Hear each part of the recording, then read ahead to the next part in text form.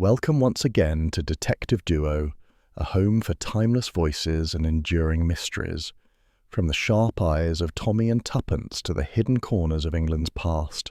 Subscribe if you enjoy these mysteries, and let us know where you're listening from today. The clock on the mantel had just struck 9 when Tuppence Beresford decided that the post was taking far too long to arrive for a civilised household.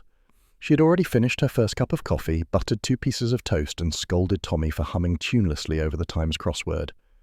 The morning at South Audley Mansions was one of those deceptively ordinary ones, so neat, so domestic, that any hint of drama would have felt positively rude. 4-letter word meaning utter nonsense, Tommy muttered, pencil tapping against his chin. Your last investment, Tuppence suggested, folding the newspaper open to the society page. Or perhaps your tie choice.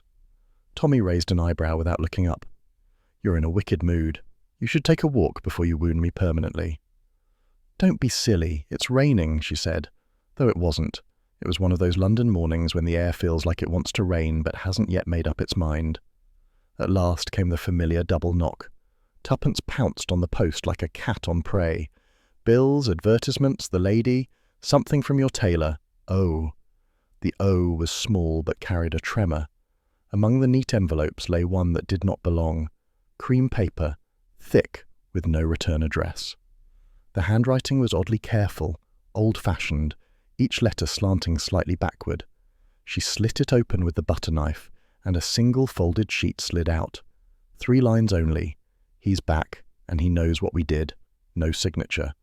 Tuppence read it twice, then a third time, as though repetition would conjure an explanation. For a moment she heard only the faint ticking of the clock and the distant traffic hum from Park Lane. Tommy looked up. Bad news. She slipped the letter beneath a magazine. Oh, nothing important. Someone selling insurance, he grinned. Judging by your face, I'd say fire insurance. But she didn't smile. There was something about the paper, the faint watermark, a pattern like crossed swords and laurel leaves, that tugged at a corner of memory. She'd seen it before, long ago, in files stamped strictly confidential and locked behind wartime desks. It belonged to an organisation that officially hadn't existed, Section 14, Intelligence Liaison, and no one outside that world should have had any left. Tommy, oblivious, was chewing thoughtfully on marmalade toast. We've reached that charming stage of middle age where we get anonymous letters. You've no idea how respectable that makes me feel. Don't joke, she said sharply. It's odd. He leaned back, studying her. Tuppence, my sweet, you've got that look again, the one you had when you were convinced the milkman was a Bolshevik spy. She ignored the barb, turning the letter over in her hands. The ink had smudged slightly near the bottom edge, as though from damp fingers or nerves. It says he's back. That means someone we thought... She stopped. Someone we thought what? She folded it deliberately. Nothing. I'm being silly. Tommy set the paper aside, suddenly serious. After all these years, there's very little you do that qualifies as silly. Before she could answer, the telephone rang. The jangling sound filled the little sitting room like an unwelcome guest. I'll get it, Tommy said, reaching for the receiver. Beresford residence, hello? His expression shifted. Good Lord, Gerald Fox! We haven't heard from you since, what, the Berlin conference? Tuppence's head snapped up. Gerald Fox. The name was another door opening onto that locked corridor of the past. Yes, of course we're still alive, Tommy was saying cheerfully. Lunch at the Savoy. Well, that's a temptation hard to resist. 12:30? Perfect. Tuppence will be delighted. She's nodding already. He hung up and turned to her. Our gallant Major Fox invites us to feed and reminisce. He sounded, well, I'd say jovial, except that he wasn't. Nervy, if anything. Tuppence's fingers tightened around the hidden letter. Did he say why he wanted to see us? Only that it's been far too long and that some of the old Lisbon crowd have been on his mind. Lisbon. There it was again. The word that unlocked the smell of hot streets, cigarette smoke, and the heavy curtain of wartime secrecy. A name surfaced, Simon Vale, but she pushed it away. Some things were better not recalled before breakfast. Tommy poured another cup of coffee. You know, I rather miss that world sometimes. The excitement, the sense that one mattered. And the danger? she asked lightly. "Oh, that I could do without. But a luncheon with Gerald might give us a whiff of the old thrill, eh?" Tuppence smiled faintly, but her gaze drifted to the magazine concealing the envelope. "He's back, and he knows what we did." The words beat in her head like a pulse. When Tommy left to fetch his umbrella, she drew the letter out again. The watermark caught the light, faint, almost invisible unless one knew to look. She held it close to the window pane, the grey daylight showing the pattern clearly now, a sword crossed with an olive branch, and beneath it, the faint letters S14. Her heart gave a small, treacherous skip. If anyone outside the service had kept such stationery, it would have been burned years ago. And yet, here it was, slipped quietly through their door as though time had not passed at all. She considered telling Tommy, but something in her resisted. He'd laugh, dismiss it, or worse, worry. And she didn't want him worried. Not yet. Instead, she slipped the letter into the inner pocket of her handbag. When Tommy returned, hat and overcoat in hand, he was humming again, an old marching tune this time. "You'll have to be on your best behaviour, darling. Gerald's wife always thought you were much too modern." "She wore shoulder pads to luncheon in 1944, Tuppence replied. "I rest my case." As they stepped out into the hallway, she caught sight of their reflection in the small oval mirror by the door. A middle-aged couple, cheerful, unthreatening, perfectly ordinary. No one looking at them would imagine they had once smuggled codes through enemy checkpoints or faced down double agents in candlelit cafes. But as she fastened her coat, Tuppence thought she heard a sound from the letter slot, metal brushing softly against metal, as if nudged from outside. She turned sharply. The corridor was empty. Only a faint draught stirred the umbrella stand. "Coming?" Tommy called from the lift. "Yes," she said quickly, forcing a smile. "Just locking up." She closed the door, slid the bolt, and took one last look at the letter slot. Then she followed Tommy down, her heels clicking briskly against the tiled floor, the rhythm echoing louder than she liked. Whatever Gerald Fox wanted at the Savoy, whatever ghosts were stirring from Lisbon, she had the uneasy certainty that their quiet life had just been politely interrupted by someone who remembered far too much. They left South Audley Mansions under a drizzle that never quite committed to rain, the city already beginning its restless hum as their taxi turned toward the embankment. The Savoy Grill shimmered with the easy confidence of people who had survived too much to look nervous in public. Waiters glided soundlessly across the floor, the silver gleamed like moonlight, and the faint hum of conversation blended with the clink of glass and cutlery in a rhythm of practiced civility. For Tommy and Tuppence Beresford, it was a setting that belonged more to memory than to habit, the sort of place where one might meet an old comrade and pretend the war had been a distant adventure rather than a collection of unsent letters and unsolved things. "Gerald Fox," Tommy murmured, scanning the tables. "Still punctual if I know him. Military men never lose the habit." "Unless they've been frightened," Tuppence said softly, eyes following the maitre d' as he led them toward a corner table near the mirrored wall. Her gloved fingers tightened briefly on the handle of her handbag. Inside it, the folded letter pressed against her palm like a heartbeat. Major Gerald Fox rose as they approached, trim, distinguished, and very slightly frayed at the edges. His smile was one that had practiced steadiness. His eyes betrayed him. "Tommy! Tuppence, my dear people, it's been an age." Tuppence accepted his hand, noting its clamminess. "At least 10 years since you last told Tommy his tie was a disgrace." Tommy laughed. "That would make it yesterday morning by most calendars." Gerald's laugh came late and hollow. "Still the same, you two? I was right to call."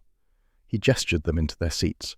I wanted to see you both before—" He stopped as a waiter approached with menus.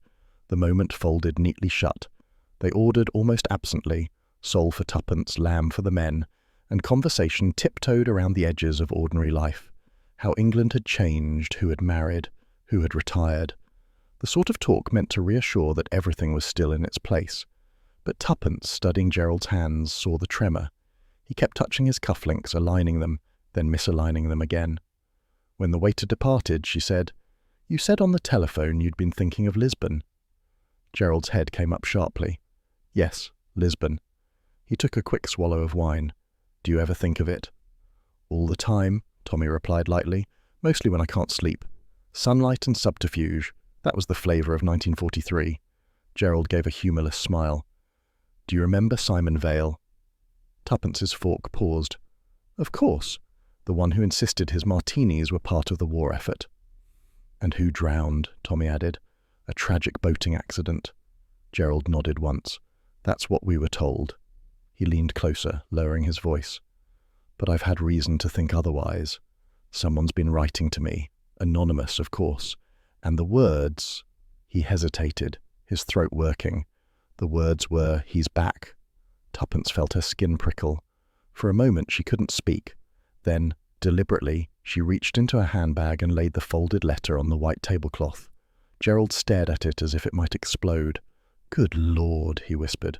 So it's begun again. Tommy frowned. Begun? Gerald, are you saying this sort of thing happened before? The older man didn't answer immediately. He was gazing into the middle distance, lips moving slightly, as though rehearsing something he couldn't quite say aloud. When he spoke, his voice was low and urgent. We were all meant to forget Lisbon, every one of us. We were told the file was sealed, that no one outside Section 14 would ever know. But someone does. Someone who wants to make sure we pay for what happened. Tuppence leaned in. And what exactly did happen, Gerald? He looked at her sharply. You really don't know? I know what we were told, she said quietly, that Vale went out to meet a contact and never came back. The tide did the rest. Gerald's hand clenched on the edge of the table. That's the version written for the record. But the truth... He broke off as a waiter reappeared, bearing their lunch like an unwanted intermission. Plates were placed, wine refilled, napkins straightened. The conversation dissolved into polite murmurs until the waiter drifted away again. Gerald exhaled shakily. The truth, he said, is that someone betrayed him that night, sent him to meet a man who didn't exist, and the one person who could have stopped it, me, kept silent. Why? Tommy asked. Gerald looked away. Because I thought I was protecting the service, or perhaps myself. It's hard to remember now. For a few minutes they ate in uneasy silence, the clink of cutlery loud in their private tension. Then, suddenly, a warm, assured voice intruded. Fox, as I live and breathe, still haunting the best tables I see. They turned. The speaker was a tall man with dark, wavy hair and a smile as polished as the silverware.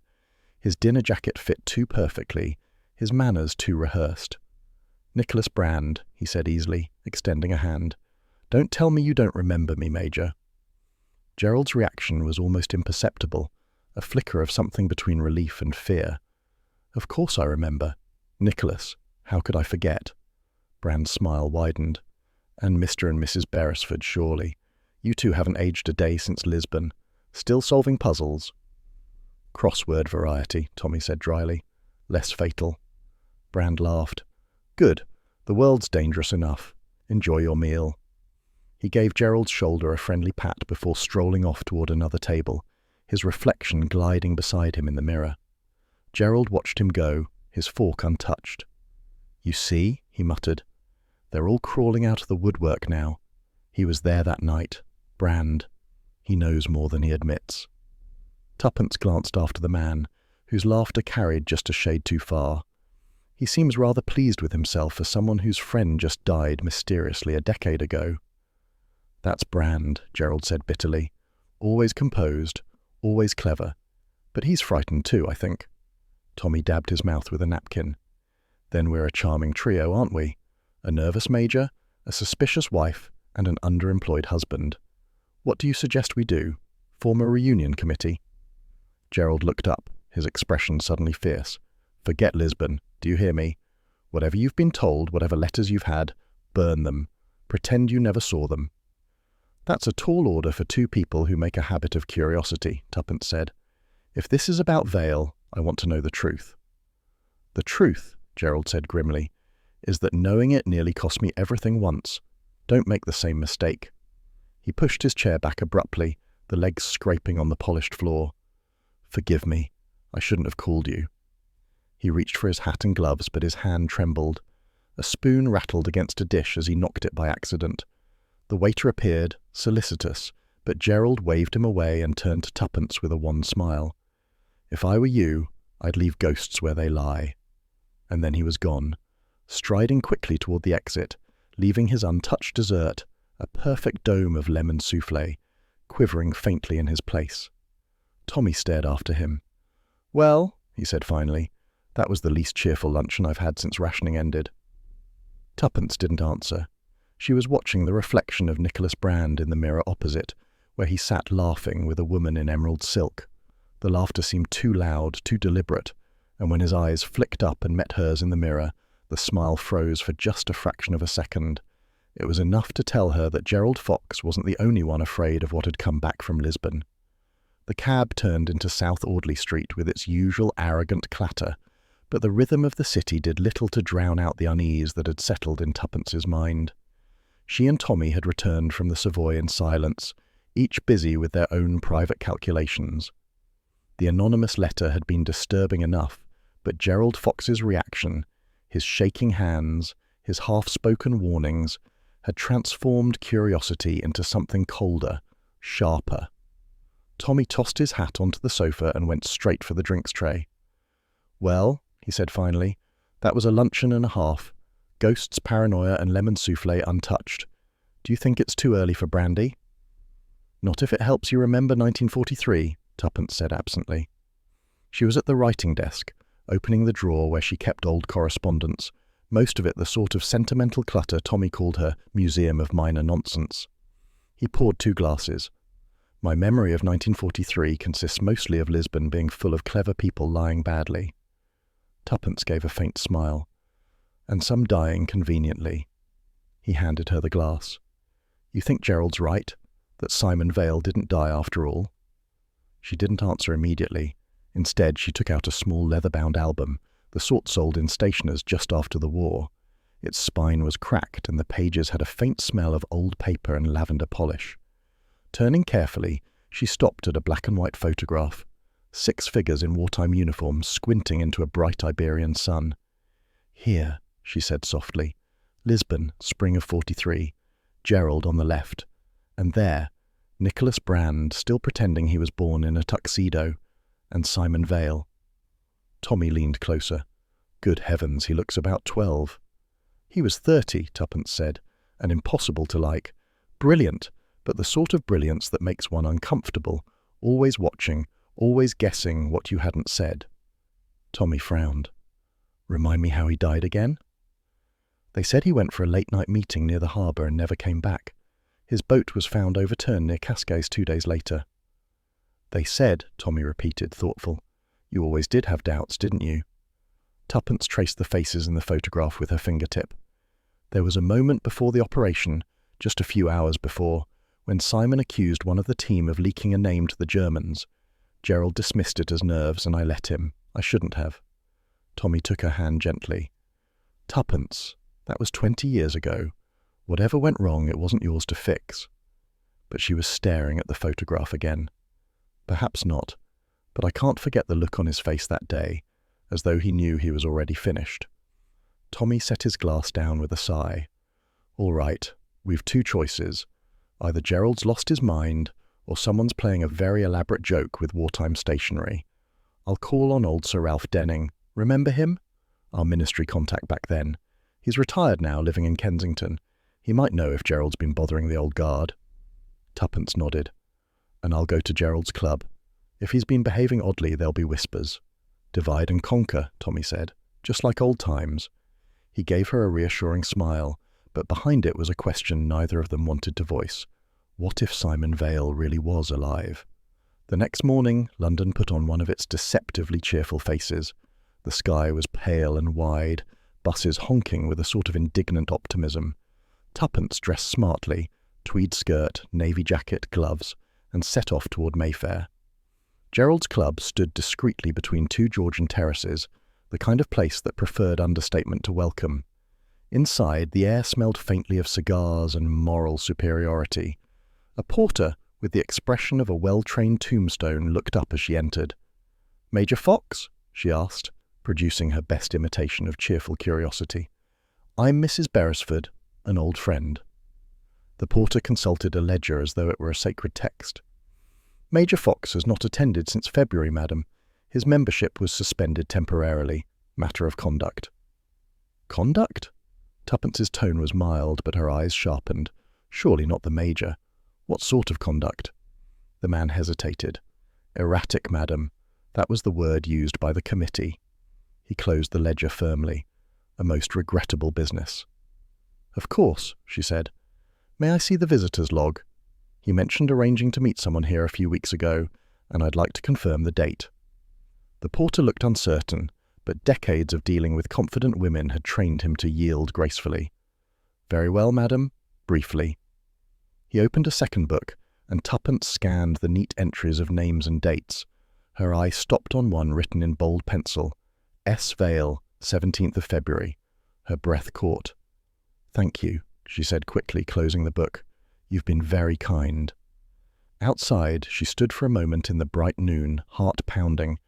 Vale's name, written 2 days before the official record of his death, either a cruel joke or the first proof that Gerald's ghosts were flesh and blood.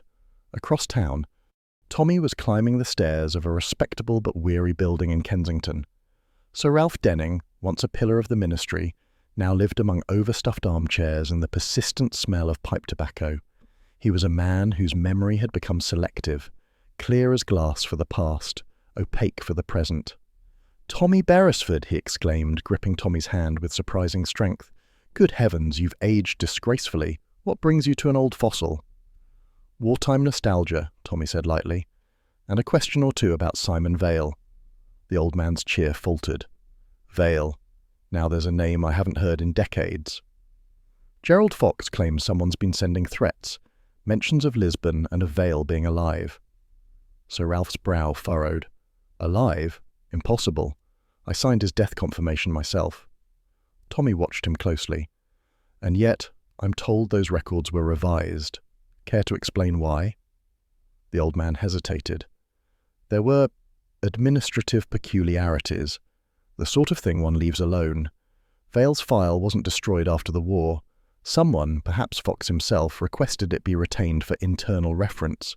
I thought it odd at the time. You didn't ask why?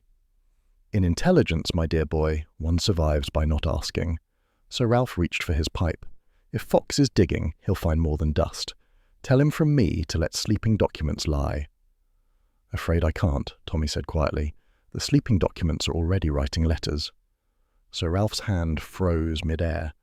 Then God help you all, he said, because if Simon Vale is truly alive, it means someone helped him disappear, and someone else wanted him forgotten.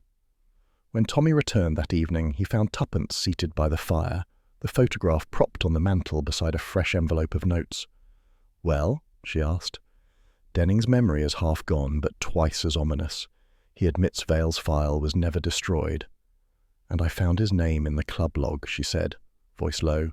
17 February, 2 days before he supposedly drowned. Tommy whistled softly. So our dead man signed in at Gerald's club. That's either the world's cruelest coincidence, or Vale paid his respects before vanishing again. She nodded slowly. Gerald knew he must have. Perhaps that's why his hands were trembling. Tommy leaned against the mantel. You're certain it was the same handwriting? I'm certain of the name, she said, and that whoever wrote it wanted someone to notice. The clock on the mantel ticked steadily, the sound precise and maddening. Finally, Tuppence said, Do you ever wonder, Tommy, whether we really left that world behind, or whether it's been waiting, just patiently enough, for us to open the wrong drawer? He looked at her, saw the glint of the fire reflected in her eyes, and felt the first cold stir of something neither of them would name yet. Either way, he said quietly, it seems the past isn't buried as deep as we thought. Tuppence lifted the photograph, studying the ghostly faces one by one. Gerald's anxious, Brand's smiling, Vale's inscrutable. The dead man's shadow seemed to lengthen across the room as the fire sank to embers, and for the first time she wondered whether the note that had started it all, "He's back, and he knows what we did," had been meant for both of them after all. Tommy Beresford was not the sort of man given to nerves, but there was something about the way the street outside South Audley Mansions lay in half-light that made even his easy optimism falter.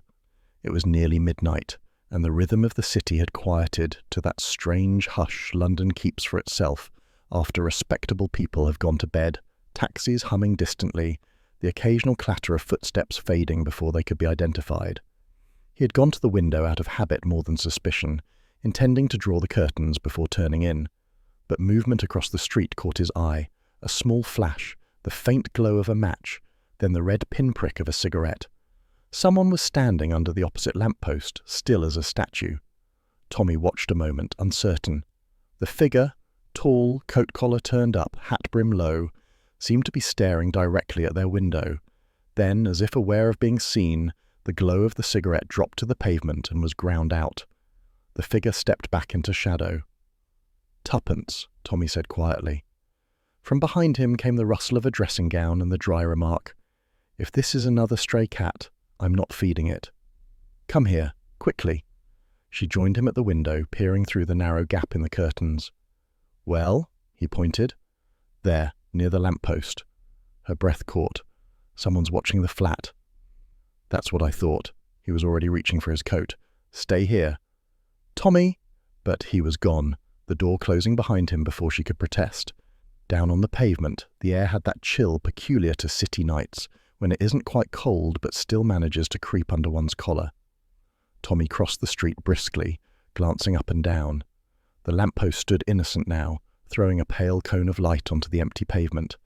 Only a faint wisp of smoke lingered. He crouched and his fingers brushed something gritty. Cigarette ash, still faintly warm.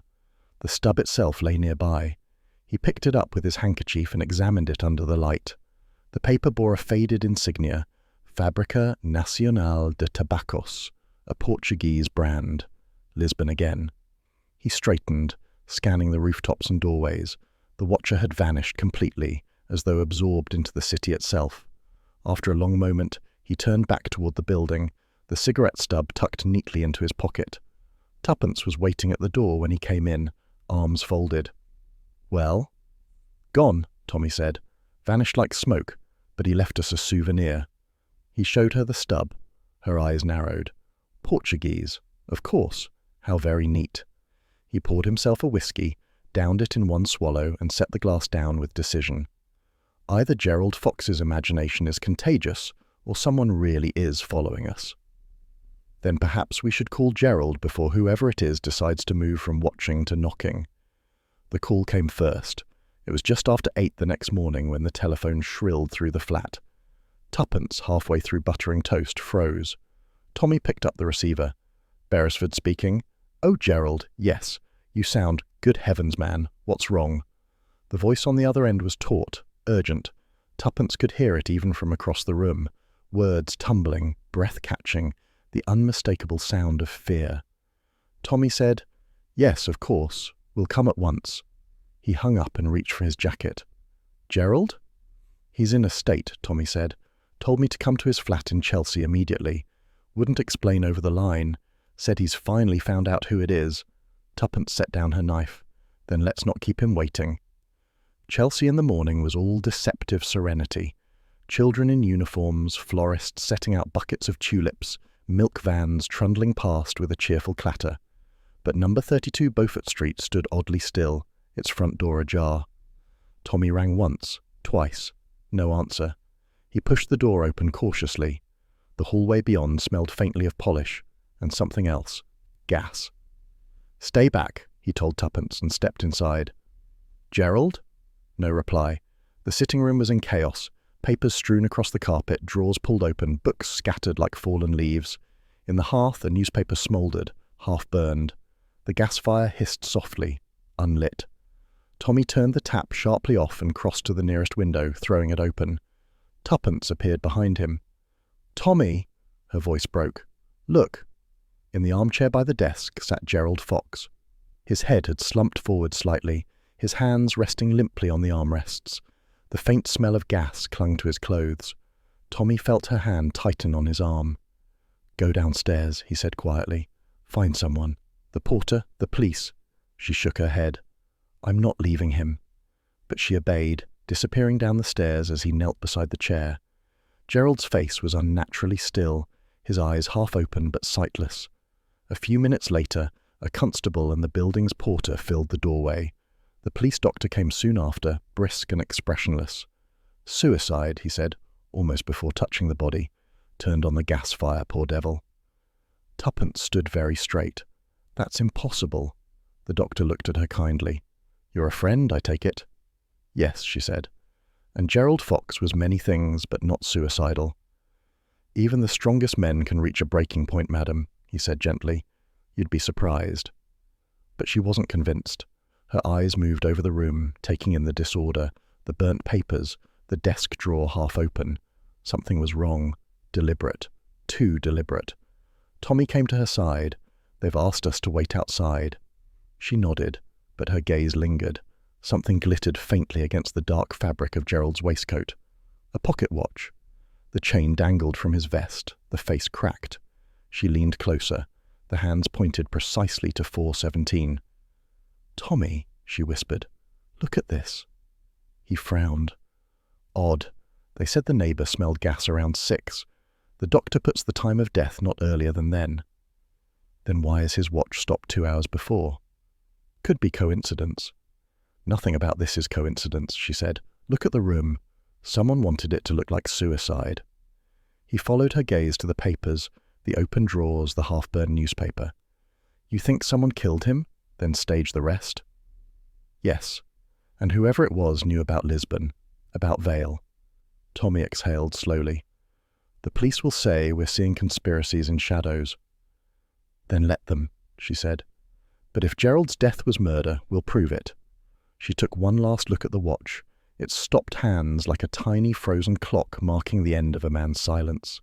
As they stepped back into the street, the sun had climbed high enough to wash Chelsea in a deceptive gold, bright and ordinary. But Tuppence, glancing up, noticed something that made her stop short. In the building opposite, a curtain twitched, just slightly, then stilled. She turned to Tommy. He's watching again. Tommy followed her gaze, but the window was empty. The city went on about its morning, car horns and bicycle bells and laughter from a nearby cafe. But to Tuppence, it all sounded strangely distant. Somewhere unseen, the man from the night before, or someone very like him, was still watching. And this time, she thought grimly, he'd already claimed his first victim. The following day dawned too bright for grief. Sleep had been shallow, and by breakfast Tommy's restlessness had curdled into purpose. It was one of those bright, brittle mornings when London's gentility wore its calm like armour. The newspapers were full of politics, the parks full of nurses with prams, and the men's clubs of Pall Mall were humming softly with the business of being respectable. Tommy Beresford stood on the steps of the Grampian Club, Gerald Fox's old haunt, adjusting his tie with the air of a man about to commit mild espionage. Honestly, Tuppence had said at breakfast, folding her gloves with exaggerated patience, you do realise that if you go barging into Gerald's club trying to look mysterious, they'll assume you've either joined the Secret Service or lost your way to the barber shop. Tommy had smiled. You forget, darling, that I was the Secret Service, once. Yes, she'd replied, in 1943, and you're still polishing the memory. Now, standing beneath the brass-lettered entrance, he murmured, Operation Fox Hunt begins. Then he straightened his shoulders and stepped inside. The Grampian was all oak panelling and authority, a place where conversation never quite became talk and where scandal, if it existed, wore a dinner jacket. The air smelled faintly of tobacco, port and polished discretion. A steward recognised him at once. Mr. Beresford, it's been, many years, sir. Welcome back. Tommy smiled with practised charm. Thought I'd see if the old crowd still haunt the corners. The steward bowed. Some never left, sir. Tommy signed the visitor's book, his penmanship neat but unremarkable. He took a seat near the bay window, ordering coffee and opening the morning paper. Pure camouflage. From behind its pages he surveyed the room. A group of retired colonels muttered over chess in one corner. A young member, all cufflinks and confidence, was lecturing a companion about stock prices. And then, at the far end, in a patch of warm light by the fireplace, Nicholas Brand. Brand looked as though he'd been born with perfect posture and an unshakable belief in his own charm. Today he was reading the Financial Times, a single red carnation tucked in his lapel. Tommy folded his newspaper deliberately and crossed the room. If it isn't Nicholas Brand, I see Lisbon hasn't dimmed your taste in carnations. Brand looked up. A flicker of surprise smoothed instantly into a smile. Beresford, my dear fellow, what a pleasure. Sit down, join me. You're not haunting these hallowed halls too, are you? Temporarily, Tommy said, accepting a seat. Thought I'd see what ghosts were still about. Ah, ghosts, Brand chuckled, lighting a cigarette. The club is full of them, mostly human. Tommy watched the smoke curl upward. Gerald Fox among them now, you heard? The lighter paused a fraction too long before snapping shut. Yes, tragic business. Suicide, they say. So I read. Brand exhaled elegantly. But then Gerald was always a restless spirit, prone to drama. Tommy leaned back, appearing casual. He thought otherwise, about you at least. He seemed to think Lisbon had left unfinished business. Brand's smile didn't falter, but his eyes cooled slightly. Lisbon? My dear man, the war's over, we've all moved on. Gerald never quite did. I warned him not to cling to old intrigues, they have teeth. Did they bite him, you think? Perhaps, or perhaps he simply frightened himself to death. The mind's a treacherous friend. Tommy studied him a moment. You were close once. Brand shrugged. Close enough to see his decline. Drink, paranoia. He'd call me at odd hours, muttering about letters and dead men. Letters? Anonymous nonsense. He wasn't the first or last to receive them. Tommy raised an eyebrow. Oh, you too? A perfectly timed laugh. Hardly. My conscience is far too dull to attract threats. Tommy smiled, though his instinct said Brand was lying. The man's ease was too polished, his laughter just a touch mechanical, like a salesman too fond of his own pitch. They talked of lighter matters then, clubs, acquaintances, the lamentable decline of decent tailoring. But when Tommy excused himself to visit the cloakroom, Brand's parting comment followed him like a shadow. Tell your charming wife she needn't worry. Ghosts can't harm the living unless the living invite them in.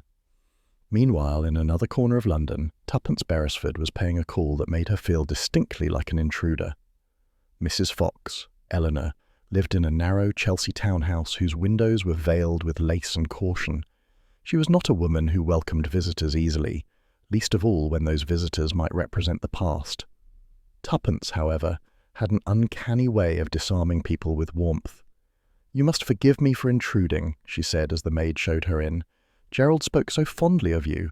I felt I should offer condolences personally. Eleanor Fox was pale, composed, and tired in the way grief makes one tired, not only from loss but from all the people who insist on helping you bear it. You're kind, she said politely, though her eyes were wary. He'd have appreciated the thought. They sat in the drawing-room, where the air smelled faintly of roses and unease. Tuppence, sipping tea, said gently, Gerald's death shocked us. He'd sounded unsettled, but not desperate. Eleanor's fingers tightened on her teacup. He wasn't desperate, he was terrified. Tuppence's gaze softened. Of what?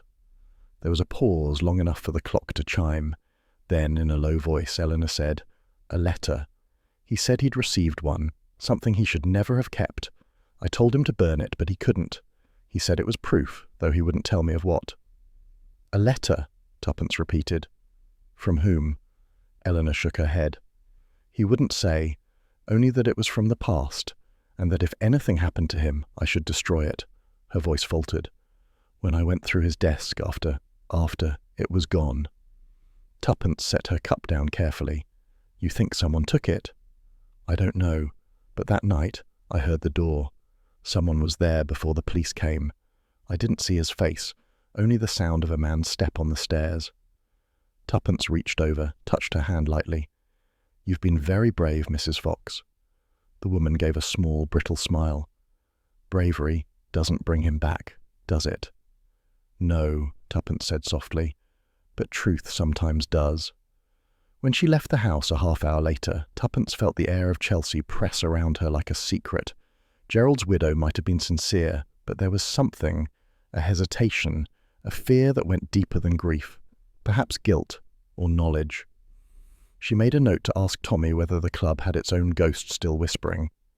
At the Grampian, Tommy was finishing his second coffee when he realized someone had been in his coat pocket. It was a small thing. The weight was different. He noticed it as he reached for his gloves at the cloakroom.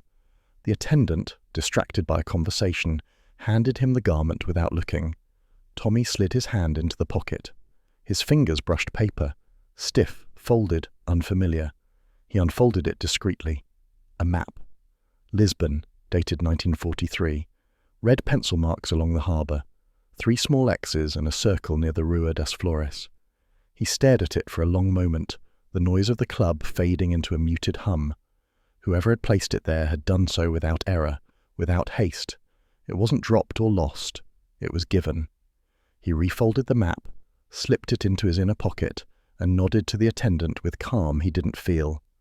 Outside, the afternoon sun gleamed on the brass railing. Tuppence was waiting by the car, arms crossed, expression expectant.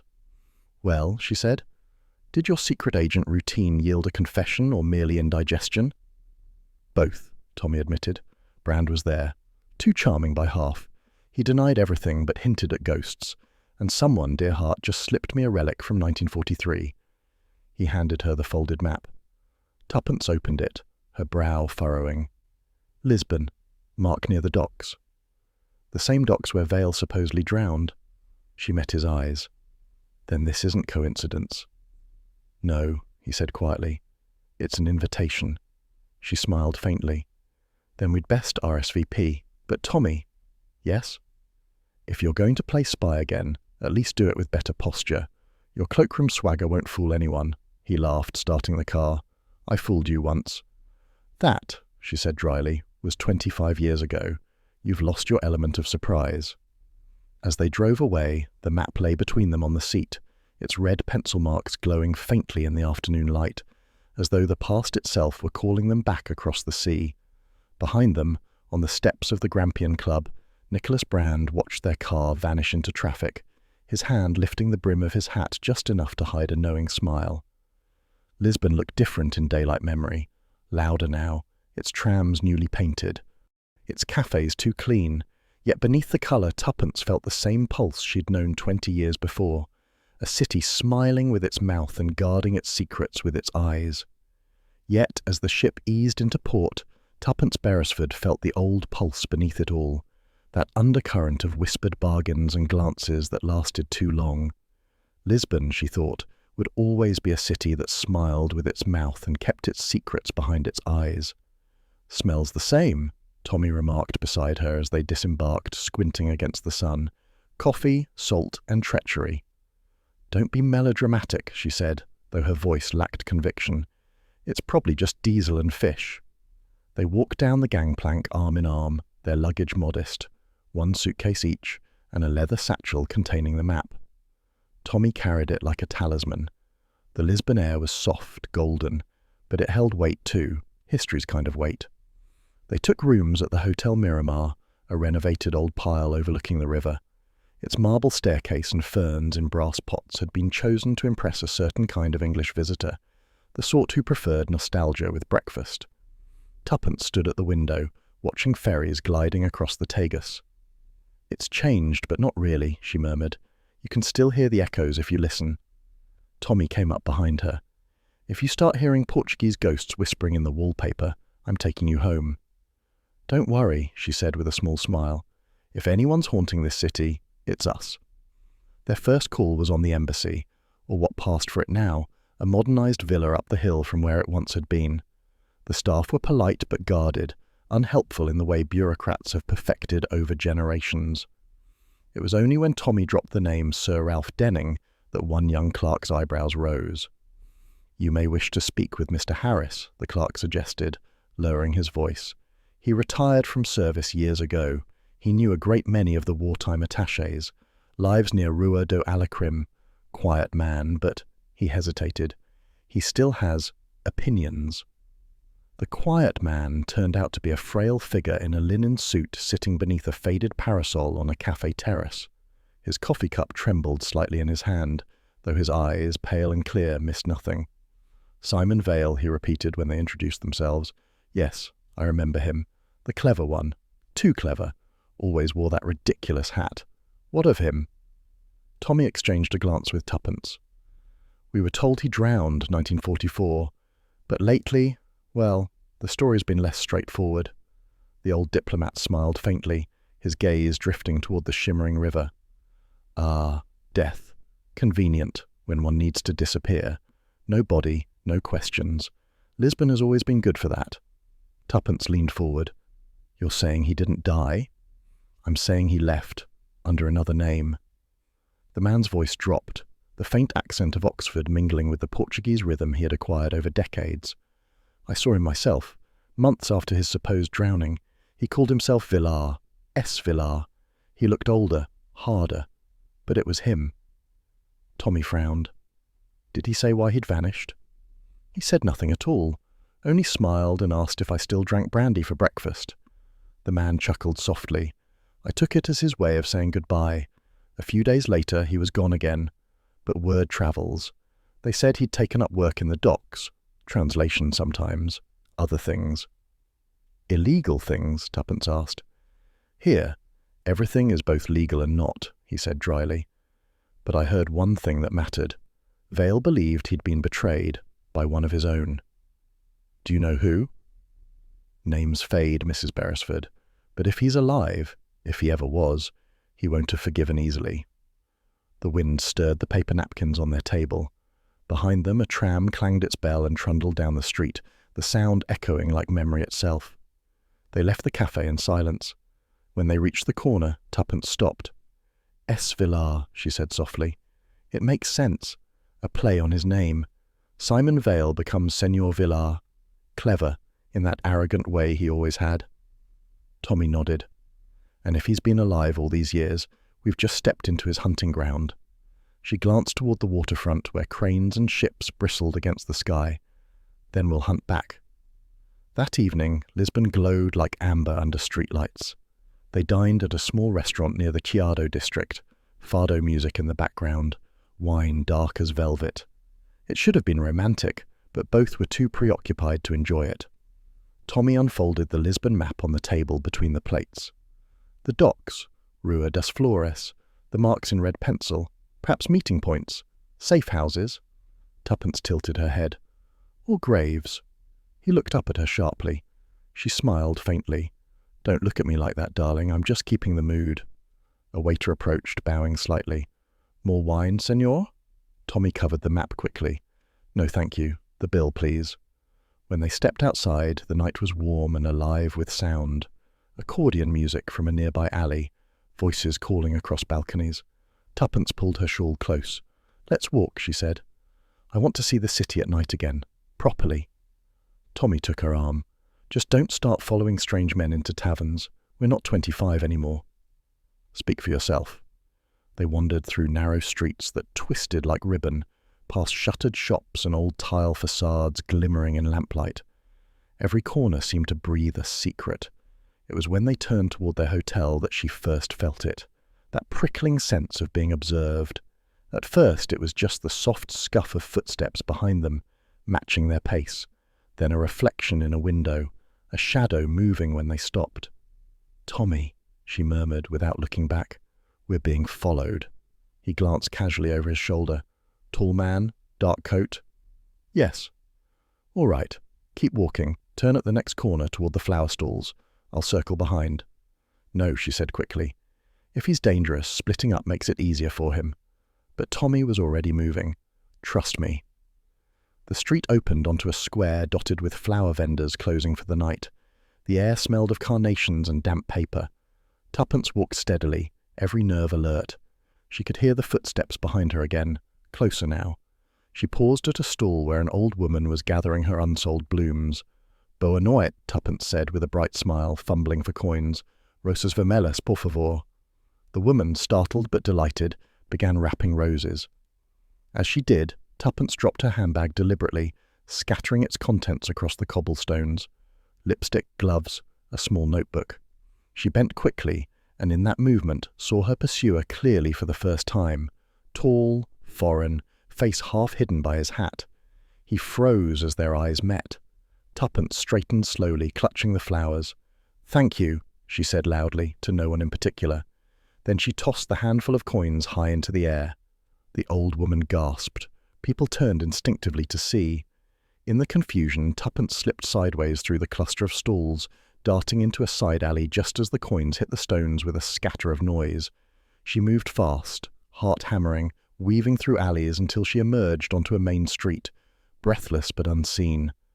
Moments later, Tommy appeared from the opposite direction, equally winded. "Are you—" "I'm fine," she managed to laugh. He didn't follow. Either he lost me or didn't expect me to vanish into a florist's conspiracy. Tommy grinned, though worry shadowed his eyes. "You're impossible." "And alive," she said pointedly, "which is more than can be said for most people connected to this mess." He nodded, offering her his arm. "Let's get back before someone else decides to redecorate the pavement with us." Back at the hotel, the manager was surprised to see them looking so flushed. "Ah, the English," he said sympathetically. "Our streets, very confusing at night, yes?" "Positively labyrinthine," Tommy said dryly. They reached their room and locked the door behind them. The roses lay on the table, scarlet against white linen. Tuppence sat down heavily.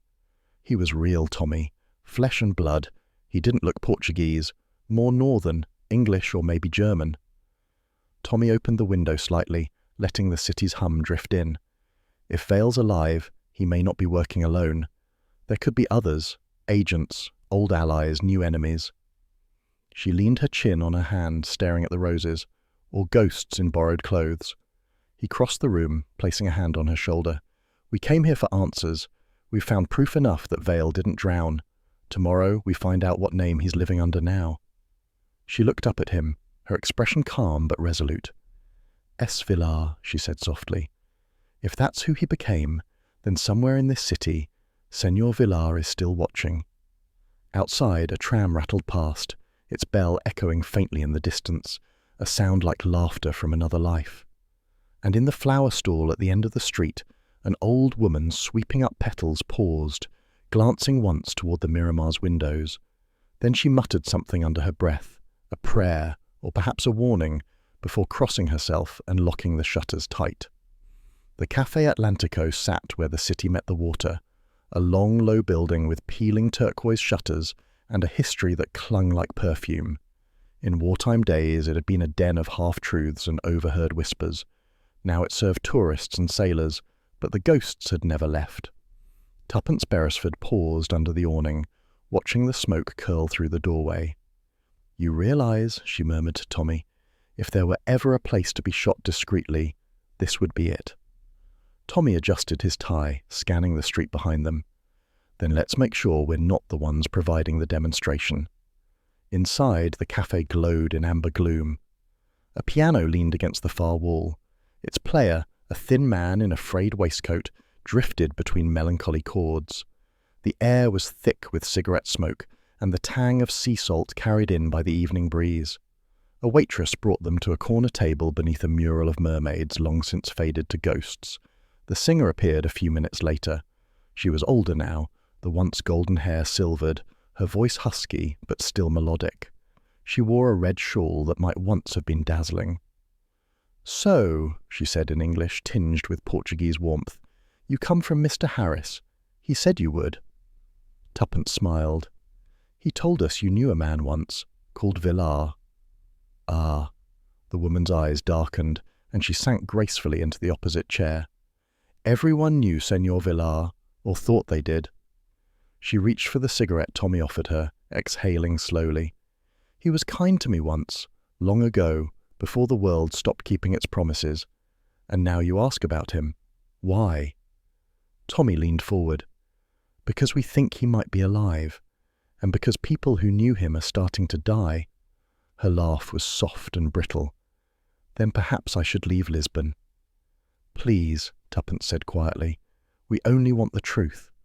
The singer's gaze softened. "The truth? Very well. He was here, a few months ago.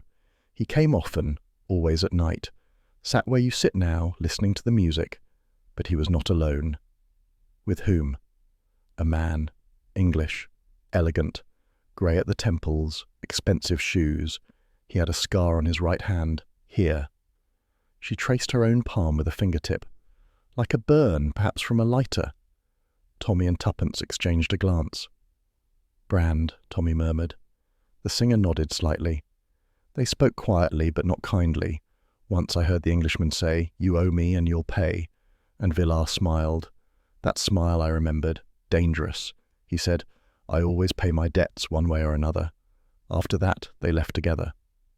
Do you know where they went? She shook her head. No, but the next morning a man was seen near the docks with a suitcase and an English cigarette case. Then, nothing. The pianist struck a few discordant notes behind them, muttering softly to himself. The tune faltered, then resumed, a melancholy waltz that seemed to tremble on the edge of memory. Tommy said, "If Villar, met Brand recently, it means the letters weren't the work of a ghost. They might have been partners, or one blackmailing the other." "Or enemies," Tuppence said, eyes narrowing. "It fits, doesn't it? The suave Nicholas Brand, pretending nothing matters, while paying off the man he helped fake a death. I can almost hear him saying, 'Let's be gentlemen about this.'" Tommy smiled faintly. "You never did like Brand." "I didn't trust him. There's a difference." The singer leaned back, studying them both. "You should not speak of this here. Too many ears. Even now the piano man watches you." They turned slightly. The pianist's head was bowed, but his eyes, small, restless, flicked toward them in the mirrored surface of the piano lid. Tuppence lowered her voice. "Does he know something?" "He knows everything," the singer whispered. "He was here that night. He sees and remembers." "Then perhaps we should ask him." The woman caught her wrist. "Be careful. He is frightened, and frightened men are dangerous." When the singer went to the stage, the pianist began a new tune. Slow, haunting. Between chords he murmured under his breath, words too soft to catch. Tuppence rose and drifted closer, pretending to admire the photographs pinned behind the piano. Faded prints of soldiers, girls with flowers, smiling faces from another century. The pianist's eyes met hers briefly. Without a word, he reached for a folded napkin from the top of the piano and placed it beside the keys. Then he turned back to the music, his hands trembling slightly. Tuppence picked up the napkin and returned to the table. Inside, written in shaky pencil, "He doesn't forgive traitors." Tommy frowned. "He? Vale?" "Or someone else," she said softly. "Either way, this is a warning." Before he could reply, the pianist stopped playing, his head lifted suddenly, eyes darting toward the door. A man had entered, tall, hat pulled low, coat collar up despite the warmth. He paused just inside, scanning the room. The singer faltered mid-verse. Her gaze locked on the newcomer, then she looked away, her voice breaking slightly as she continued. The pianist stood abruptly. "Excuse me," he muttered in Portuguese, grabbing his coat. "Wait," Tuppence began, but he was already moving. The man by the door shifted. There was a flash, metallic, small, and the sharp crack of glass shattering. A scream tore through the cafe. Tommy pulled Tuppence to the floor instinctively as a bullet punched through the window above them, scattering shards across the tables. "Down!" he shouted, shielding her as another shot rang out. This one muffled, distant. Chairs overturned. Someone cried out. Then silence, except for the faint echo of footsteps running down the cobbled street outside. When Tommy dared look up, the pianist was lying by the doorway, blood spreading darkly across the tiles. Tuppence rose slowly, knees shaking. "Oh, Tommy!" He was already moving toward the man, kneeling beside him. "He's gone," he said quietly, dead before he hit the ground. The singer was sobbing, her hands over her face. "He knew too much. I told you. Tommy's voice was grim. Someone didn't want him talking. The cafe's owner burst in, shouting for the police, gesturing wildly. Patrons began to trickle back inside, murmuring in fear. Tuppence crouched beside Tommy, her eyes on the blood-smeared napkin still clutched in her hand. "He doesn't forgive traitors," she whispered. "Was he talking about Vale, or whoever killed him just now?" Tommy's expression hardened. "We'll find out. But that wasn't a local's weapon." He picked up a brass shell casing gleaming near the door. "Webley revolver, English issue. You don't buy one of those in Lisbon's flea markets." "Then someone brought it with them?" "Yes." He looked toward the street where the killer had vanished. "And if I had to wager, I'd say they came from London, just like us." They spent the next hour at the police station, giving statements. The inspector, a small man with an expression of perpetual suspicion, listened politely but seemed unimpressed by their account. "So," he said at last, "you claim the dead man left you a note and the shooter was English?" Tommy kept his tone even. "I don't claim. I'm telling you. I served with British intelligence. I know a Webley's report when I hear it." The inspector shrugged. "Perhaps, but Lisbon has many guns, Senor Beresford, and many stories. We will find the killer." Tuppence's voice was cold. "I hope you find him before he finds anyone else." When they finally stepped out into the night, the street smelled of rain and cordite. The cafe behind them was shuttered now, its music silenced. Tommy hailed a taxi. "Back to the hotel. You've had enough excitement for one evening." She gave a small, weary laugh. "You say that as though it's optional." He helped her into the cab, his hand lingering protectively on her shoulder. "I mean it, Tuppence. From now on, no midnight strolls, no chasing mysterious pianists. You're staying close to me." Her smile softened. "You do realize, darling, that telling me not to do something is the surest way to make me do it?" He sighed, but there was affection beneath the exasperation. "I married a menace." "Yes," she said quietly, watching the lights of the waterfront slide past the window. "But you married the right one." They rode in silence after that. Outside, Lisbon shimmered under a low mist, the reflections of lamps wavering on the cobbles like uncertain stars. Somewhere in the warren of alleys near the docks, a man with a scar on his hand was lighting another cigarette, Portuguese tobacco, foreign conscience. He blew out the match slowly, watching its flame die in the wind, and smiled. The city, once again, had taken its payment in blood. They slept little that night. The echo of the gunshots followed them through every dream until dawn smeared grey over the river and duty dragged them upright again. It was one of those mornings when the world looked too bright for bad news, sunlight bouncing off whitewashed walls, the Tagus gleaming like a coin too freshly polished.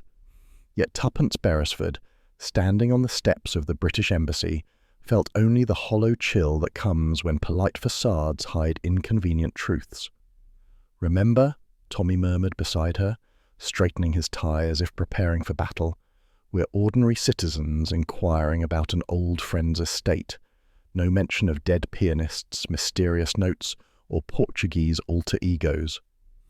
"I'm perfectly capable of subtlety," she replied tartly. He gave her a sidelong smile. "I know. That's what frightens me." The embassy loomed above them, a stately building with high ceilings, polished floors, and the faint odour of bureaucratic disapproval. Portraits of monarchs past glared down from the walls, reminding visitors that time moved on, but red tape endured. A young clerk escorted them through a maze of corridors to a discreet waiting room. After a brief pause, another door opened, revealing a man in his 50s, silver-haired, impeccably dressed, and radiating the kind of calm that comes from long practice in saying nothing useful. "Mr. and Mrs. Beresford," he said smoothly. "Do come in. I'm Mr. Lambert, Deputy Consul." Tommy shook his hand. "Thank you. We appreciate your time." Always glad to assist fellow Britons abroad, Lambert gestured for them to sit. "Now, I understand you were acquainted with the late Major Gerald Fox." "We were," Tuppence said. "We're trying to settle a few questions about his affairs. It seems he had some unfinished business in Lisbon before his death." Lambert smiled thinly. "Major Fox was here some weeks ago inquiring about certain wartime matters. We advised him, as I must advise you, that such records are closed." Tommy leaned forward. "Even to family friends?" "Especially to family friends." There was a pause. Somewhere in the corridor, a typewriter clacked briskly. Tuppence crossed one leg over the other, her voice casual. He mentioned having located old financial ledgers, wartime accounts. Perhaps he was mistaken, but he seemed convinced they still existed. Lambert's gaze flickered, almost imperceptibly. The embassy does not involve itself in private banking matters. But if those accounts were government-sanctioned during the war, he stood, effectively ending the conversation. "I'm afraid I can be of no further assistance. Lisbon in the 1940s was a complicated theatre. Best to let sleeping operations lie, Mrs. Beresford. The past rarely rewards curiosity." Tuppence's tone was mild but sharp enough to draw blood. "You mean it might reveal something inconvenient?" The faintest smile crossed his face. "Good day to you both." Out in the courtyard, Tommy exhaled through his teeth. Well, that was a masterclass in obstruction. "He's hiding something," Tuppence said. "Obviously. But the question is whether he's hiding it for someone or from someone." Before he could say more, a voice called softly behind them. "Mr. Beresford?" They turned. A young clerk, the same one who had escorted them earlier, was hovering near the doorway, nervous but determined. He glanced around, then beckoned them toward a side passage. "If you'll follow me, sir, madam, just for a moment." Tommy raised an eyebrow. "Lead on, Mr. Allen," the man said quickly. "John Allen, please, this way." He ushered them into a cramped records room, smelling faintly of dust and secrets. Closing the door, he said in a low voice, "I shouldn't be doing this." But Major Fox was here. He wasn't mad, whatever they're saying. He'd found something to do with the old Lisbon funds. Tuppence stepped closer. "What kind of funds?" "Accounts set up during the war for intelligence work. Coded disbursements, payoffs, bribes, whatever was needed. After 1945, most were closed, but one," he opened a ledger on the desk, running a finger down a list of names, "wasn't." The entry was faint but legible. Vale and Brand listed an account active. Tommy's brows shot up. "Good Lord." Allen nodded. "Major Fox asked to see the authorization files. The next day he was told his access was revoked. Then he vanished. The embassy insists he was unwell, but I've seen the withdrawal slips. 2 recent ones, both signed S. Vale." Tuppence's voice was quiet. "You've kept copies?" Allen hesitated. "No, but I memorized the details. Dates, amounts, the bank seal. If you go to Banco do Atlantico, ask for account 1274C, but be careful. Someone's watching it." He shut the ledger abruptly as footsteps echoed outside. "Please go, quickly." They slipped out into the sunlight, pretending nonchalance as Lambert passed them in the corridor, offering a bland nod. Tommy murmured, "Vale and Brand looted. So Gerald wasn't imagining it. Blackmail, embezzlement, or both." Tuppence adjusted her hat. "If the account's still active, it's more than history. It's motive." Back at the Hotel Miramar, the concierge handed them their key with an apologetic smile. "A note for you, Senora. Slipped under your door while you were out." Tuppence took it automatically. "Thank you." She waited until they reached their room before unfolding the paper. It was typed, the letters uneven. "Your friend was loyal. You weren't. No signature." The words struck like ice. She read them twice, then folded the note and slid it into her handbag before Tommy could see. He was already at the window, frowning down at the river. "Well," he said grimly, "that confirms it. If Vale's alive, he's bleeding someone dry, and Brand's the obvious partner or target. I'd wager Gerald found out and tried to stop them." Tuppence forced her voice steady, "and was silenced for it." He turned to her. "We're dealing with men who've lived by deception their entire lives. Gerald, Vale, Brand, all of them could have switched sides more than once. I'd give a great deal to know which side we're on." She smiled faintly. "Ours, as usual. The wrong one until it's too late." He grinned despite himself, crossing to her. "You don't have to keep up the brave act, you know." "Who says it's an act?" He brushed her cheek lightly. "Because I've known you since you were 19 and furious with me for stealing your bicycle." Tuppence's laugh was small, but it steadied her. That was the beginning of a long and distinguished partnership in crime prevention. "And bicycle theft prevention," he said solemnly. The moment of levity passed, replaced by silence heavy with unspoken fears. Later that afternoon, while Tommy went to arrange a discreet meeting at the Banco do Atlantico, Tuppence sat alone in the hotel lounge, the letter burning a hole in her handbag. She tried to tell herself it was meaningless, a threat meant to rattle her. But the phrasing, "Your friend was loyal. You weren't." Who had sent it? Someone who knew her history with Gerald, certainly. But perhaps someone else knew more. About Lisbon in 1943. About that night when Simon Vale disappeared. She had doubted him then, believed rumours of treachery. What if he'd known? What if he believed she'd betrayed him? A shiver passed through her. A waiter brought coffee. "Everything all right, Senora?" "Yes," she said, too quickly. She stared into the cup, watching the cream spiral like smoke. When Tommy returned, she had composed herself, the note safely hidden. "Well?" she asked. The bank manager's an oily fellow, but cautious. He admitted the account exists, under Vale and Brand looted, just as Allen said. Withdrawals every few months, the most recent 10 days ago, always in cash. "Did you see the signature?" "No," he claimed client confidentiality. Tommy's eyes glinted. "But I left him with the impression that Her Majesty's government might inquire more forcefully if he wasn't cooperative." Tuppence raised an eyebrow. "And?" "He offered to check his records and call tomorrow, which means he'll either give us the truth or warn whoever's behind it." She nodded slowly. "Either way, someone will act tonight." Tommy looked at her sharply. "You sound awfully certain." "Because that's what I'd do." That evening the city seemed to draw its shutters early. The air was heavy with the scent of orange blossom and exhaust fumes. In the Miramar's corridor, a maid passed carrying fresh towels and gave Tuppence a quick, fearful glance before disappearing into the service stairwell. Tommy poured 2 glasses of port, handing her one. "To ghosts and old accounts," he said. She smiled faintly, though her hand trembled. "And to the living who insist on pretending they're dead." They sat by the window overlooking the river. Across the water, lights flickered from ships anchored offshore. "I don't like it," Tommy said suddenly. "Something's moving faster than we are. Gerald was ahead of us by weeks. He found the connection between Vale and Brand, and it killed him. Whoever's left is trying to clean up the mess before we can piece it together." "And they're watching us," Tuppence murmured. He frowned. "What makes you say that?" "Call it instinct." He studied her.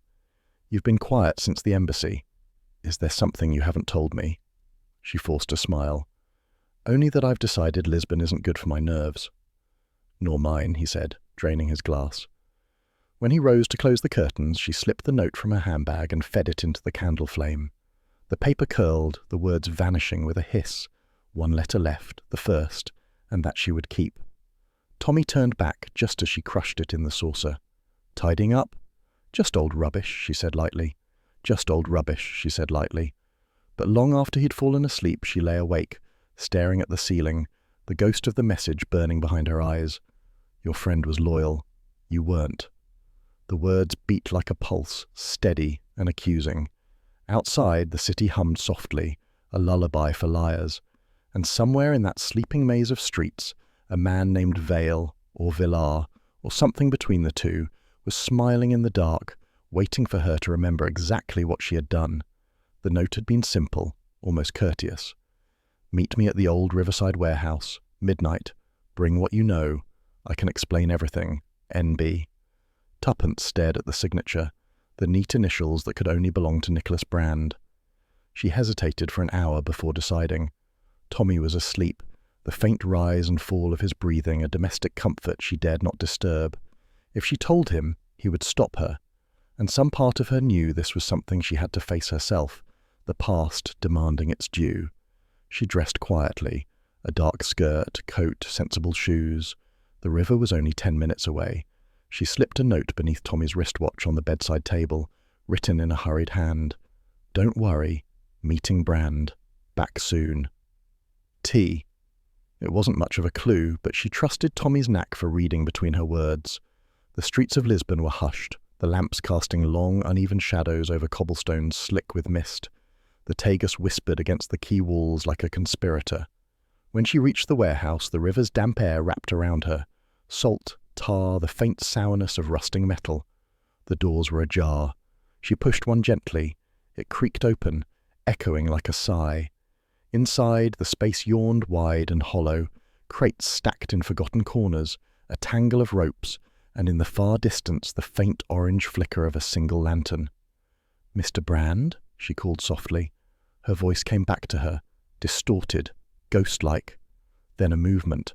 A man stepped from the shadows, tall but uneven, walking with a faint limp. The light caught his face and she drew in her breath. He was not Nicholas Brand. "Good evening, Mrs. Beresford." The voice was familiar and not, burned down to gravel with a rhythm that tugged at memory. "Simon Vale," she whispered. He smiled faintly. The right side of his face was a ruin, puckered skin, the sheen of old fire.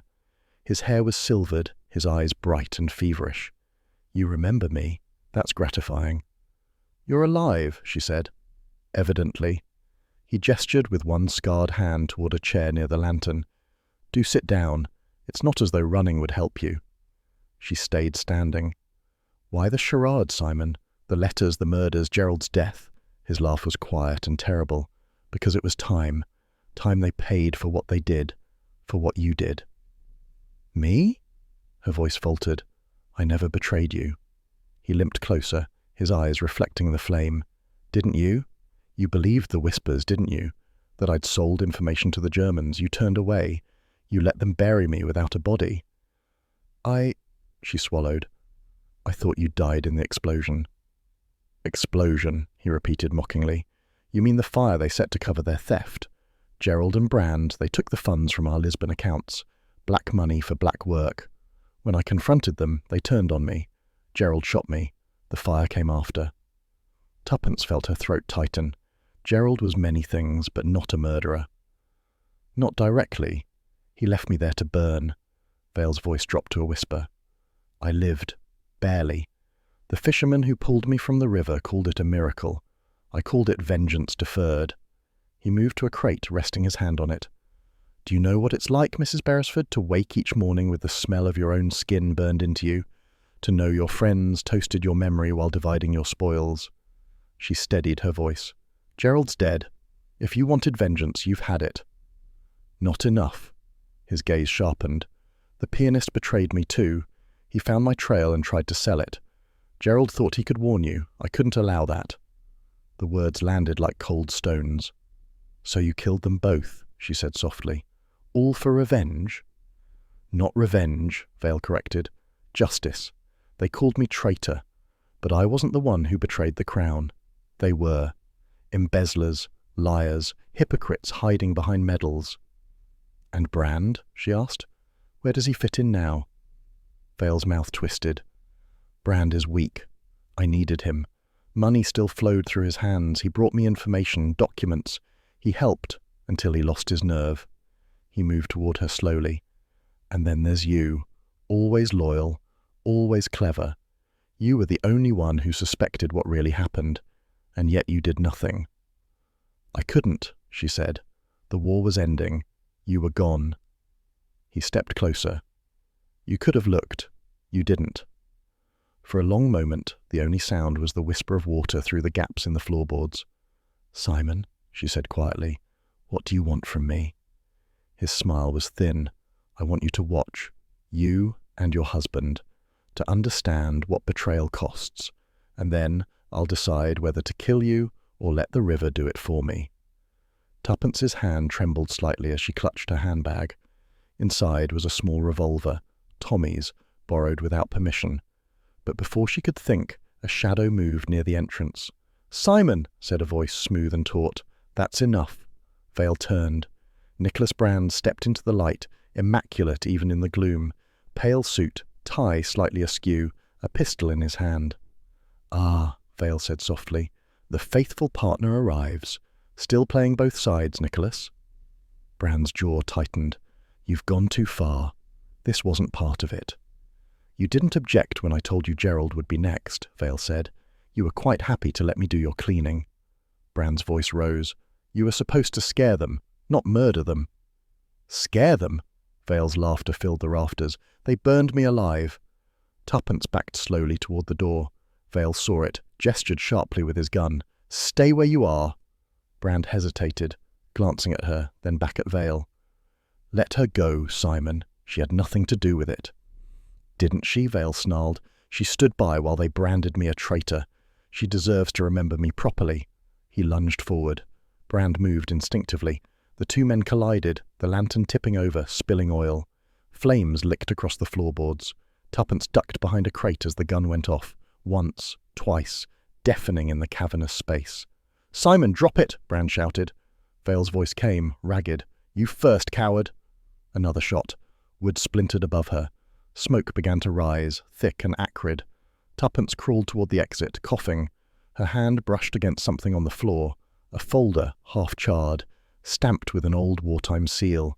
She grabbed it instinctively, stuffing it into her coat. Behind her, Vale screamed, a sound that was neither pain nor rage, but both. A shout cut through the smoke, not Vale's, not Brand's, a voice she knew.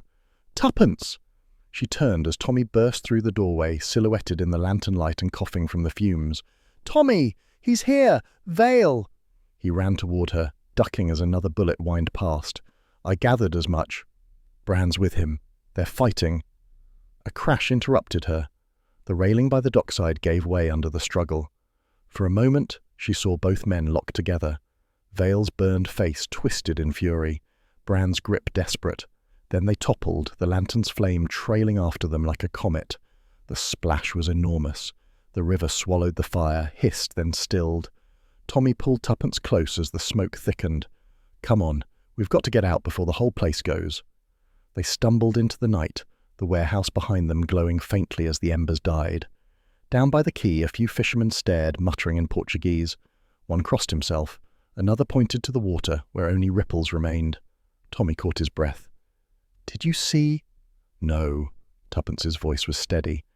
"And neither did they. The river took both." He looked at her, concern flickering behind the exhaustion.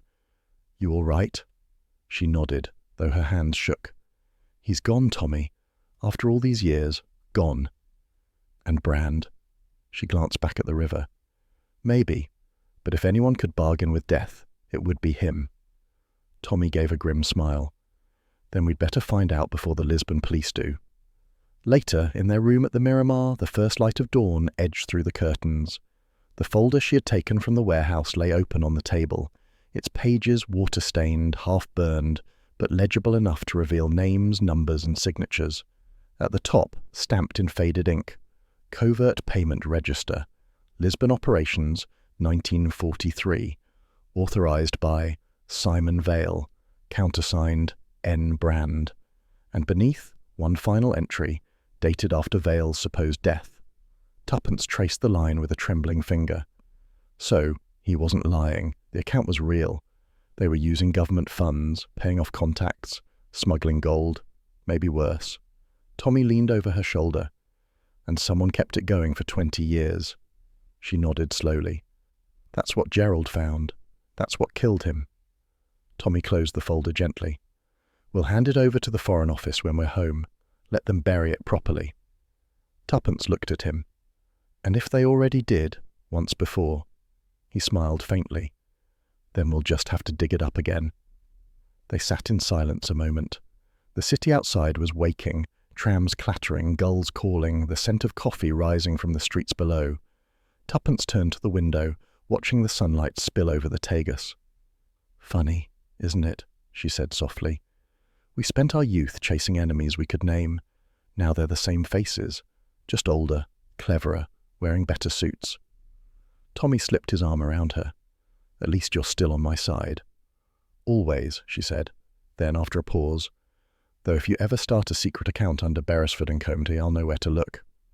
He laughed, the sound easing the heaviness of the night. "Come on, darling," he said. "Let's get breakfast before anyone else tries to kill us." As they left the room, the burned folder remained on the table, a single page fluttering in the morning breeze. Outside, the river gleamed, serene, deceptive, carrying its secrets out to sea, and far below, among the currents, something, or someone, drifted silently with it, unseen and unfinished. Morning broke pale and merciless over the Tagus. The river that had whispered through all their sleepless nights now gleamed with the weary light of truth, unflattering, undeniable, and impossible to look away from. Tuppence stood at the embankment beside Tommy, watching as police boats nudged through the water.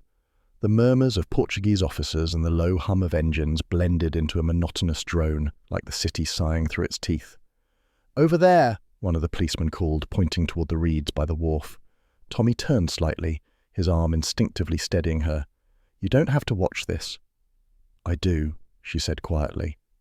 The boatman hauled the stretcher up the ramp, the shape beneath the tarpaulin small and motionless. For a long moment no one spoke. Then the inspector approached, the same small man with the perpetually doubtful eyebrows. He drew the tarpaulin back a few inches, just enough for the pale outline of the face beneath. Simon Vale's face was calm now, the rage burned out of it. The river had washed away the smoke and ash, leaving only the terrible stillness of a man who'd spent too long fighting his ghosts. Tuppence exhaled softly. "He looks almost at peace," Tommy finished. "It's what revenge usually gives its victims." She looked at him sharply. "You think he was a victim?" "I think he was both," Tommy said. "And that's the tragedy of it."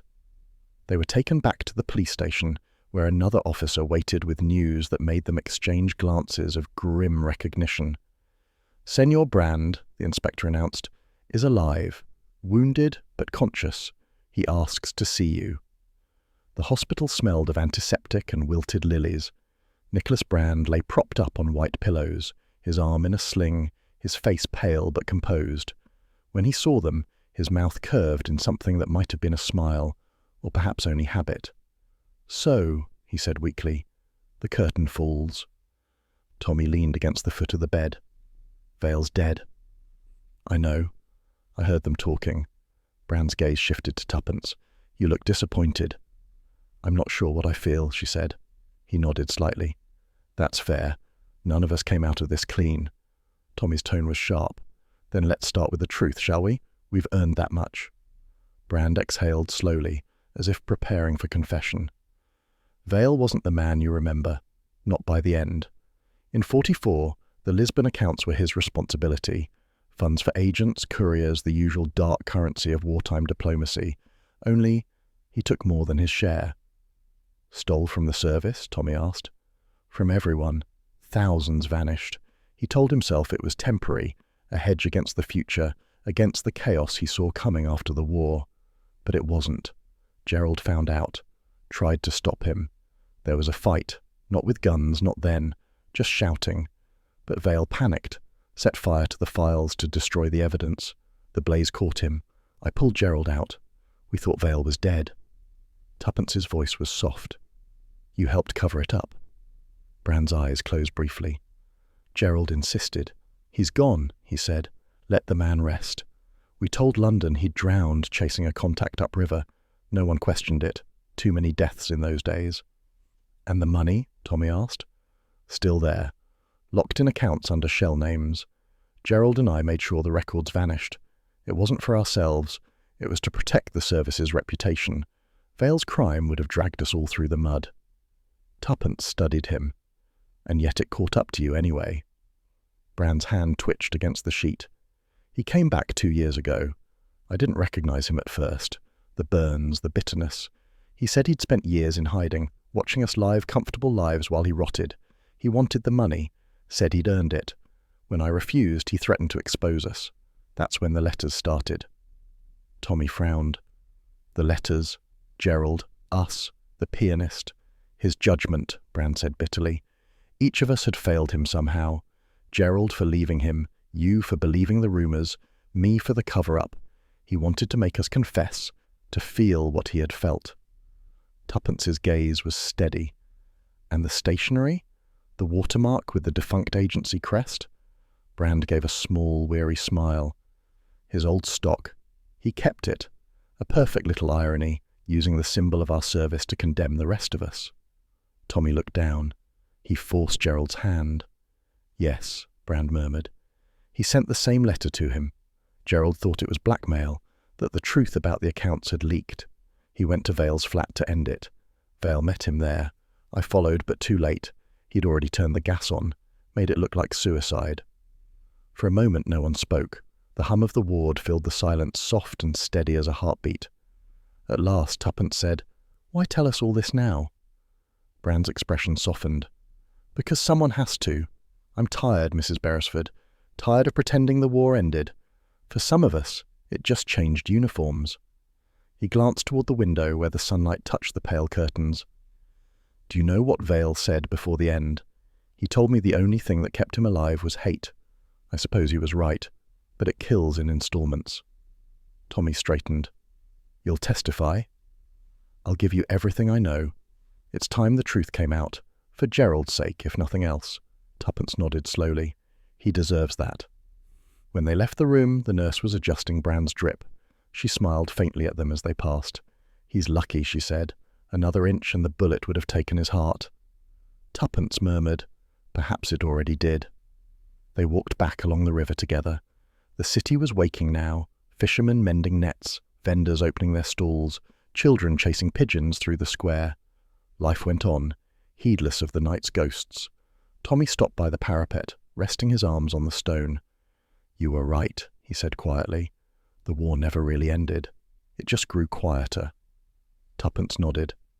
Gerald wasn't the traitor Vale believed him to be. That should feel like victory, shouldn't it? But it doesn't. No. She watched the water shimmer in the sun, because we still lost something, the part of ourselves that believed in simple sides, good and bad, friend and foe. He smiled faintly. You're getting philosophical in your old age. She slipped her hand into his, and you're getting sentimental in yours. They stood there for a long time, watching the tide shift, slow, deliberate, relentless. Later, back at the hotel, Tommy packed their cases while Tuppence sat at the writing desk, sorting through the folder they'd recovered from the warehouse. Many of the pages were charred beyond saving, but one detail caught her eye, a letterhead embossed faintly with the old wartime crest, a lion and crown, faded but unmistakable. She ran her thumb over it, thoughtful. All that fury, she murmured, sent from stationery, meant for loyalty and duty. Tommy glanced over. The last relic of a man who couldn't forgive himself.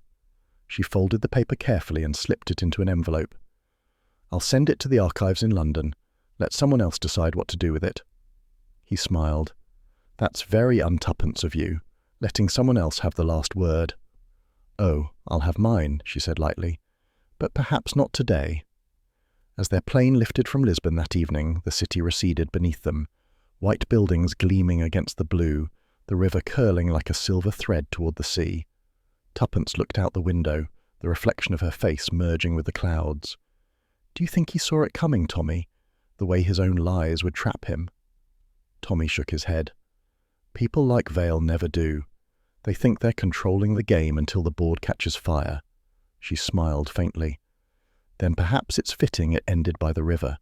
The war began with secrets traded on its banks, and ended when it claimed its last one. He reached for her hand.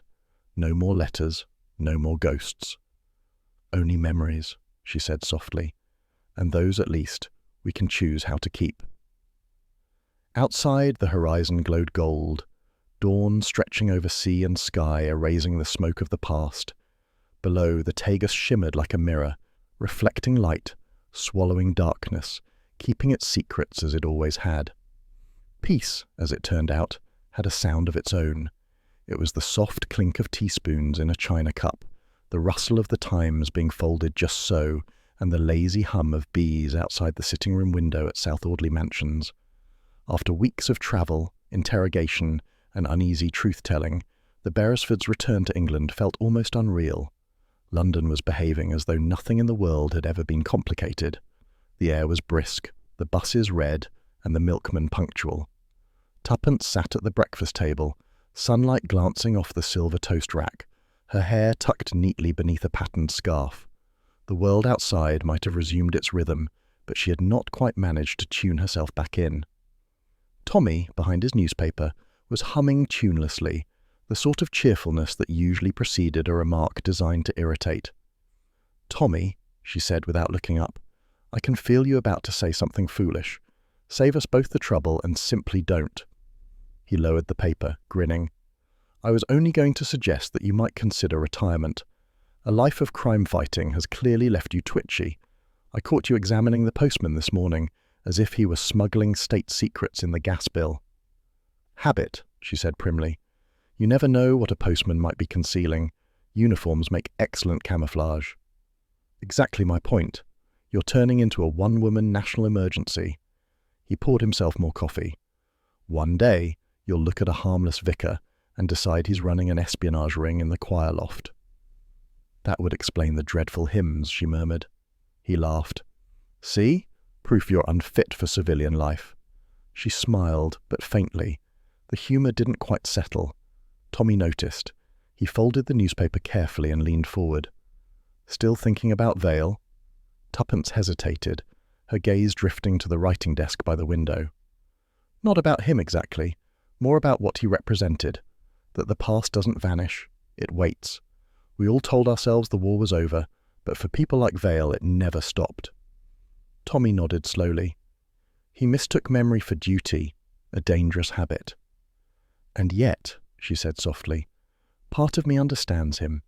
Once you've lived by secrets, the ordinary world seems too quiet. You start listening for footsteps that aren't there. He reached for her hand. Then perhaps it's time to stop listening. She squeezed his fingers lightly. I'll try. No promises. Later that afternoon, while Tommy napped in his armchair, the picture of middle-aged peace, Tuppence moved about the flat, tidying small remnants of their Lisbon adventure.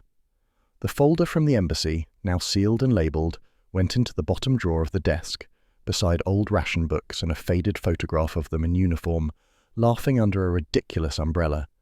Then she opened another drawer, the one she had reserved for personal things. Inside lay a single envelope, the last of Vale's letters, the one that had begun everything. She turned it over in her hands. The paper was thick, expensive, old-fashioned, the kind diplomats once favoured for important correspondence. It had been examined, re-examined, dusted for fingerprints, and found perfectly ordinary. Yet even now she could feel its weight. Your friend was loyal, you weren't. The words had lost their sting, but not their mystery. She had intended to burn it. Instead, she slipped it into a folder marked Closed Files and drew out a small magnifying glass from the desk drawer, a relic from their earlier cases. Old habits, she thought wryly, die slower than old spies. She held the paper up to the afternoon light. At first, nothing, just the faint shadow of the watermark. Then she tilted it slightly, and the angle caught. The letters, almost invisible in the grain, shimmered faintly backward across the page. 2 words. He's back. She froze, her breath catching. For a long moment, she stared at it, the phrase hovering like an echo. The rational part of her mind argued it was coincidence, a flaw in the paper, a trick of reflection. But another part, quieter and less obedient, whispered that the world did not deal in coincidences quite that perfectly. Tommy stirred behind her. Something wrong, old girl? She lowered the letter, her voice calm. No, nothing. Just clearing away old ghosts. He yawned. Good. We've had enough of those for one lifetime. Yes, she said softly. Quite enough. She replaced the letter in its envelope, slid it back into the drawer, and turned the key. For a moment, she stood there, hand resting on the polished wood, listening to the faint tick of the clock and the hum of traffic outside. Ordinary sounds. Safe, familiar. And yet, for the briefest instant, she thought she heard another, the rustle of paper shifting in the drawer below, as though something restless had turned in its sleep. She smiled to herself. Not this time, she murmured. You can stay buried. Then she crossed to the window where Tommy was stirring awake and kissed the top of his head. Well, he said, blinking, what's for supper? Peace and quiet, she said. Served cold.